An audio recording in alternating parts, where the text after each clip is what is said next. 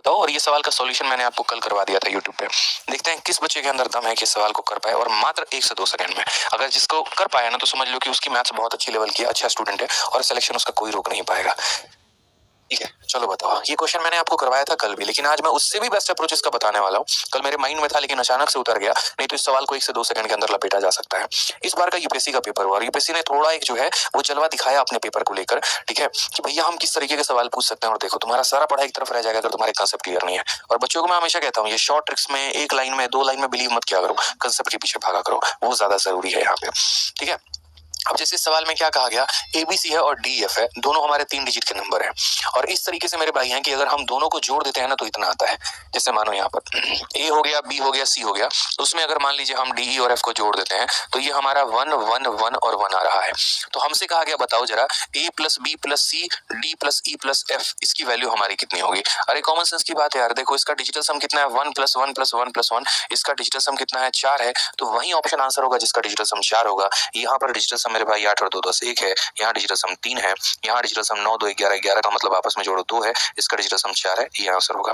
बोलोगे ये क्या कर दिया आपने, हमको थोड़ा कम समझ में आया, नहीं पता चला, बताइए भाई। सिंपल तरीके से बताता हूँ आपको। देखो क्या होता है कि डिजिटल सम नाम का एक कंसेप्ट होता है, और वो कंसेप्ट आपको क्या सिखाता है समझिए।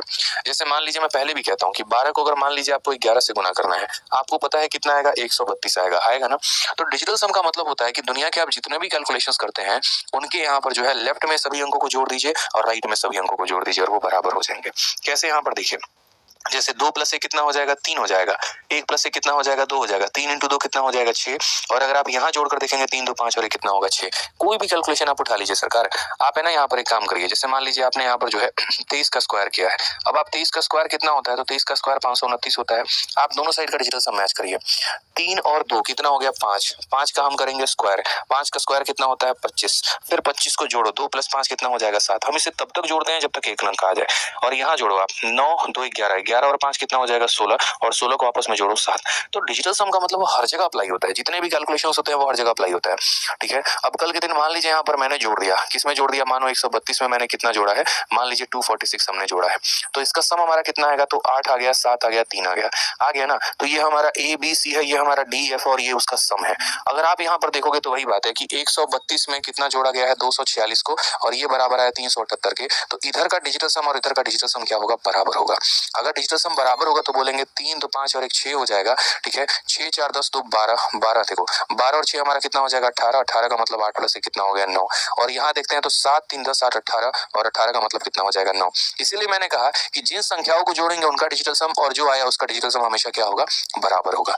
तो यही वाली बात है मेरे भाई यहाँ पर इस क्वेश्चन में, कि अगर हम यहाँ देखेंगे तो हम यहाँ बोलेंगे कि सर देखिए, ए बी सी में हमने किसको जोड़ा है, डी एफ को जोड़ा है, और ये हमारा 1 1 1 1 आया है। तो इसका जो डिजिटल सम होगा 1 2 3 4 4 आ रहा है, तो इधर भी इसका डिजिटल सम कितना आना चाहिए, 4 आना चाहिए। यानी वही ऑप्शन आंसर होगा जिसका डिजिटल सम 4 होगा। इसका डिजिटल सम 1 है, इसका डिजिटल सम 3 है, इसका डिजिटल सम 2 है, ये 4 है, यही आंसर। बाकी डिटेल में इसका मेथड क्या होगा वो मैंने कल की वीडियो में बताया है, जिसमें मैंने यूपीएससी का सॉल्यूशन करवाया था। तो आप उसको देखेंगे तो बहुत अच्छे तरीके से क्लियर हो जाएगा। वीडियो पसंद आ रहा है तो लाइक और चैनल को सब्सक्राइब करते चलो मेरे भाई।